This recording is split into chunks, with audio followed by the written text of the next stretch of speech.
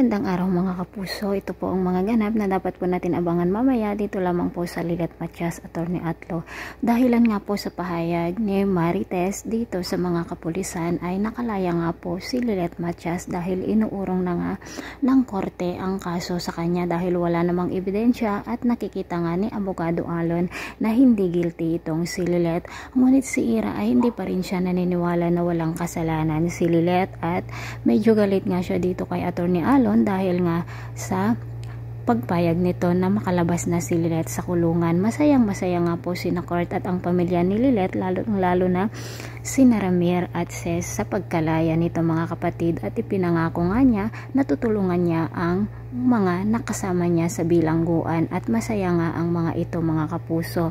Samantala nakita nga ni Lilet si Patricia doon sa labas noong niyayakap siya ni Ramir at nagulat nga sila nang tumuloy si Patricia dito sa bahay ni Lilet mga kapuso.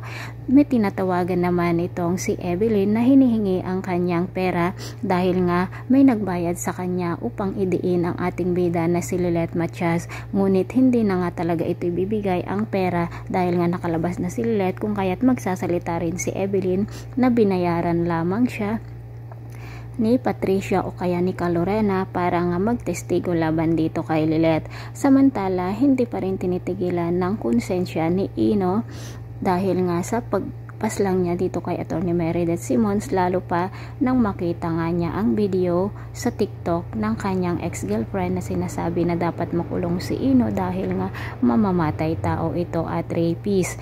Mga kapuso, dito na nga po hintayin natin kung kailan huhuliin itong si Ino, kung kailan ilalabas ang warrant of arrest sa kanya dahil nga nagtatago pa rin siya. Ano kaya ang gagawin ni Lorena at Constantino dito kapag malaman nga ni Constantino na si Ino nga ang pumatay kay Attorney Meredith Simons mga kapuso?